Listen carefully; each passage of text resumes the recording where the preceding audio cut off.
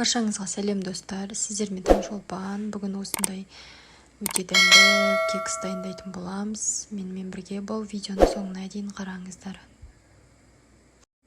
Кексімізді дайындау үшін ең алдымен бөлме температурасында тұрған жұмсақ сары майымызға құмшекерді қосып араластырамыз.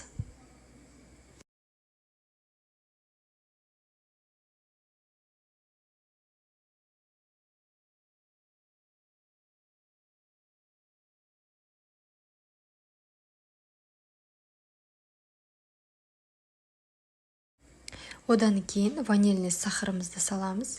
Оны да жақсылап араластырып аламыз.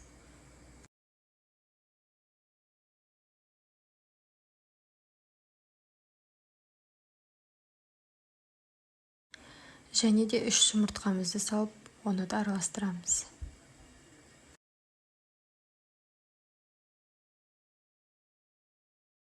Бұл дайын болған қоспамызды қоя тұрамыз. Одан кейін мейізімізге қайнап тұрған ыстық су қойып қоямыз.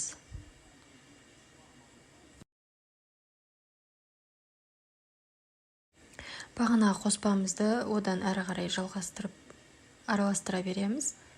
Одан кейін ұнымызға разрыхительді қосып жақсылап араластырып аламыз.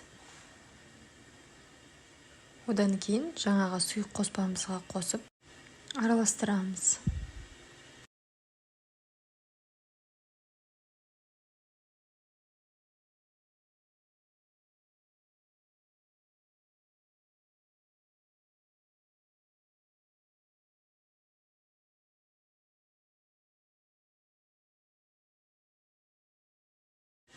Ұн қосылған қоспамызды әзірше қоя тұрамыз.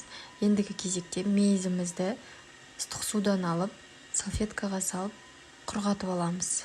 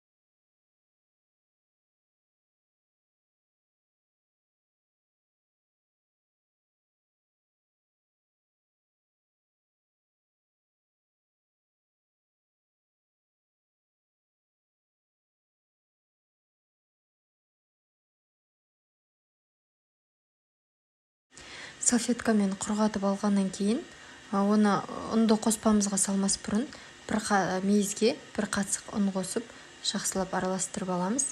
Содан кейін ана қоспамызға қоса беруге болады.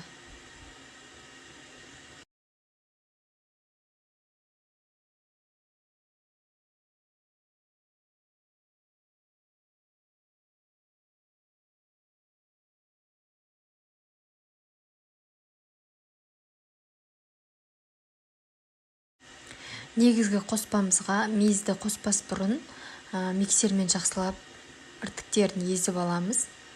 Одан кейін мейізімізді салып, миксердің көмегімен жақсылап миксерлеп аламыз.